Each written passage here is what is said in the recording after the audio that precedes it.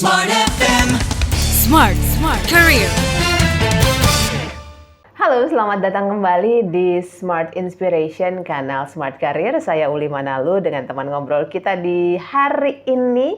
Kali ini kita ngobrolin soal pendidikan yuk. Kan dunia karir sama dunia pendidikan sangat-sangat berdekatan nih gitu. Ada Mbak Tari yang siap nih menjawab pertanyaan kita terkait dengan dunia pendidikan saat ini. Kita sapa dulu. Hai Mbak Tari. Hai Mbak Uli, ketemu lagi.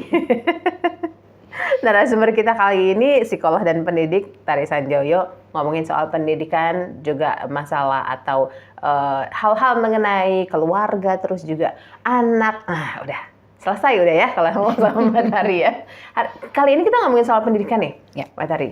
Pendidikan di negeri tercinta kita ini gitu ya, kita kan berharap semakin tahun semakin baik, semakin punya progres yang bisa berdampak baik juga untuk anak-anak di kemudian hari, apalagi kita selalu mendengungkan yang namanya bonus demografi itu nanti ya. Tapi sebelum ke bonus demografi itu, kita lihat dulu kondisi sekarang. Ya. Menurut Mbak Tari gimana sih kondisi pendidikan sekarang di Indonesia dan bagaimana yang tepatnya atau saya bisa bilang ideal kah ya untuk tahun depan atau untuk masa depan gitu maksudnya? Mungkin kalau secara umum situasi pendidikan ya, situasi kita nggak cuma di pendidikan sih, tapi di berbagai bidang lainnya. Karena luasnya negara ini, begitu beragamnya budaya dan suku dan situasi-situasi lain, dan juga demografinya gitu ya, tantangan-tantangan demografis itu membuat memang isu di bidang pendidikan tuh jadi sangat banyak gitu sebenarnya. Banyak karena memang namanya negara, kita pasti pengen bikin ada suatu standar gitu ya. Kita pasti pengen tentu bisa menjamin mutu, menjamin kualitas seluruh sekolah yang ada di Indonesia gitu. Tapi memang when it comes to keragaman variasi situasi, tidak semudah itu gitu untuk memberikan standar itu gitu ya.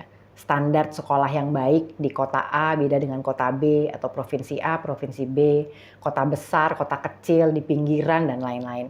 Nggak usah sampai ke di provinsi lain ya, tapi kalau kita ke Jakarta, kita ke pinggir aja, itu suasana sekolahnya juga sudah berbeda, standar sekolahnya juga sudah berbeda dari berbagai faktor yang dibilang adalah faktor yang menentukan mutu atau kualitas dari suatu sekolah. Itu pasti beragam banget gitu. Nah, aku rasa itu adalah tantangan yang akan selalu dihadapi sama pemerintah kita gitu sebenarnya. Jadi kayak apa sih standarnya sebenarnya gitu kan. Kebetulan saya di badan akreditasi juga, diskusinya juga sama. Apakah sama sekolah terakreditasi A di Jakarta dengan sekolah terakreditasi A di provinsi lain yang di luar, yang kalau ke sekolahnya tuh harus jalan kaki berapa jam, atau mungkin harus pakai naik kapal dulu dan lain-lain, tentu akan sangat berbeda. Kualitas gurunya aja bisa berbeda gitu ya. Tapi itu adalah memang tantangan suatu negara, karena diskusinya nggak akan ada habisnya. Sehingga kalau ditanya apa sih yang ideal untuk suatu pendidikan, sebetulnya yang paling penting adalah ini yang mau kita ajar nih siapa sih? Kan murid ya. Pendidikan itu kan berarti subjeknya adalah murid gitu. Jadi memang pendidikan yang baik adalah pendidikan yang mendengarkan apa kebutuhan muridnya. Oke. Kalau dibilangnya kan student center, berpusat pada anak gitu. Iya. Anak di Jakarta sama anak di daerah lain tentu akan berbeda gitu. Apa kebutuhannya gitu. Nah itu berpusat pada anak. Kalau kita mau, kita akan ngeliat ke situ. Cuman memang kan ini namanya negara ya. Itu jadi pasti banyak kepentingan-kepentingan di luar itu gitu. Itu sih yang membuat jadi everything kayak semuanya tuh kompleks banget gitu. Jadi kalau kita lagi ngomongin pendidikan tuh rasanya semua orang, aku pengen jadi guru aja deh, pusing banget soalnya kalau harus mikirin banyak banget gitu sebenarnya kan. Karena yang membuat kita berjuang di pendidikan ini kan karena ini adalah bidang yang membuat kita nggak jadi orang jahat ya harusnya. Oke. Semuanya buat anak. Kalau kita memang berpegang bahwa kita di bidang ini karena semuanya untuk anak. Masa sih kita mau bikin kurikulum yang akan mencelakakan anak-anak kita? Kan enggak. Gitu. Tapi bahwa kurikulum itu kemudian dibuat karena kepentingan orang lain, kepentingan yang bukan anak, nah itu kan bentuk refleksinya setiap saat. Oke. Itu sebenarnya. Jadi tantangannya apa tadi? Diulang lagi, tantangannya adalah ya karena kita terlalu besar, terlalu luas gitu. Sehingga memang kita agak susah untuk membuat standar itu sekarang. Oke. Sehingga kalau dibilang harusnya standarnya apa? Standarnya dilihat ini kebutuhan anak di daerah ini nih apa gitu. Gitu. Apakah standarnya harus sama dengan standar kebutuhan anak di Jakarta gitu misalnya. ya kan? Mungkin kalau di Jakarta mikirnya harus oke, bagaimana sekolah di luar negeri dan kemudian berkiprah di luar negeri atau dia harus kembali ke Indonesia. gitu. Tapi kalau anaknya di daerah nggak usah mikir itu. Ini gimana nih ngebangun daerah aku gitu. Oke. Lain lagi gitu kan. Nah, itu tuh yang mungkin jadi tantangan kita sama-sama sih. Gitu. Sehingga kalau kita harus memilih faktor mana yang harus kita pusatkan dulu untuk bisa membuat pendidikan ini lebih baik, ya Gurunya. Supaya gurunya bisa berfokus pada, nih saya ngajar anak-anak ini nih tujuannya apa sih gitu. Apa sih kepentingan dia gitu. Jadi Mbak Tari, kondisi ideal untuk pendidikan di Indonesia gitu ya, dan tantangannya apa, silakan. Kalau kita melihat keragaman Indonesia yang sangat banyak ini, memang kondisi idealnya jadi sangat menantang. Apa sih kondisi ideal dalam pendidikan buat anak-anak ini? Tapi yang pasti latar belakang psikologi nih ya, tentu yang ideal adalah bagaimana kita melihat apa sih sebetulnya jadi kebutuhan anak-anak gitu. Kita tuh mau ngajarin anak-anak ini tujuannya supaya anak-anak ini jadi seperti apa sih gitu.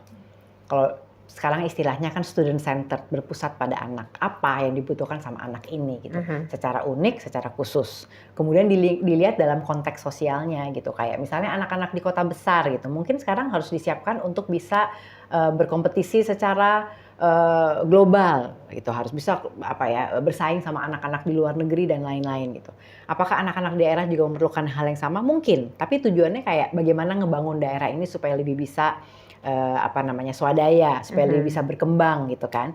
Itu yang membuat kemudian konteks kurikulumnya jadi berbeda-beda gitu. Sehingga tetap harus balik ke anaknya lagi gitu. Karena kan memang dia menjadi subjek dari pendidikan tersebut. Gitu. Ini belum lagi kalau ngomongin pendidikan tuh sekarang yang lagi hot juga di kalangan ibu-ibu yang menunggu anaknya pulang sekolah. Karena kalau di sekolah itu ada grup-grup WhatsApp gitu, grup WhatsApp kelas berapa gitu kan. Terus suka nanya gini, Mams gimana nih? Katanya mau ada lagi loh ujian nasional gitu-gitu kan. Belum dari hal-hal yang seperti itu membuat orang tua juga kadang-kadang ini sebenarnya harusnya kayak gimana sih gitu menghadapi kondisi pendidikan Indonesia yang orang tua curhatannya ganti menteri, ganti aturan loh guys, kan gitu ya. Itu mungkin hal lain.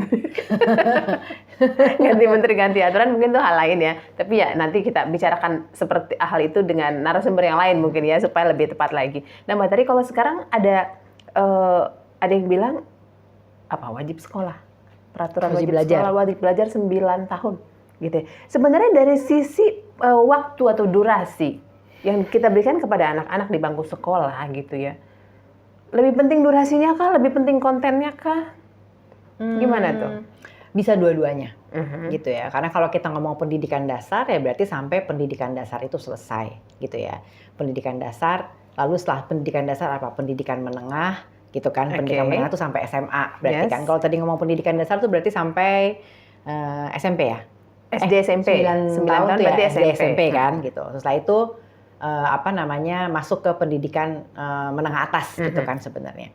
Apakah yang lebih baik kualitas atau kuantitas tadi kan sebetulnya. Balik lagi sih sebetulnya kalau kita bicara pendidikan anak, kita mau anak nanti kemudian bisa berkontribusi pada masyarakatnya, bisa mandiri. Mandiri di sini kaitannya berarti adalah dia bisa bekerja gitu ya. Entah dia bekerja dalam suatu perusahaan atau bekerja untuk dirinya sendiri, buka usaha dan sebagainya. Nah, untuk itu tentu butuh pematangan karakter, butuh pencapaian keterampilan-keterampilan yang tidak hanya soal keterampilan belajar, tapi juga keterampilan untuk bekerja dan lain-lain. Dan itu kalau dari sisi tahapan perkembangan manusia di psikologi, yaitu akan selesai, akan siap pada saat dia minimal lulus SMA. Gitu sebetulnya.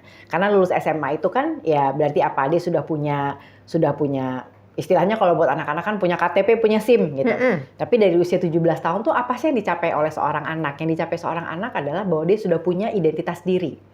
Saya adalah seseorang individu yang punya minat A, B, C, yang bisa berkembang dengan baik dalam situasi bekerja seperti apa, yang bisa berinteraksi dengan baik di tengah situasi yang seperti apa, sehingga kalau dia sudah punya identitas itu dia tahu, saya kayaknya nih mendingan kalau sekolah misalnya 3 tahun deh, nggak bisa kelamaan gitu misalnya. Atau kalau saya ternyata bisanya bekerja di tempat yang seperti ini deh gitu.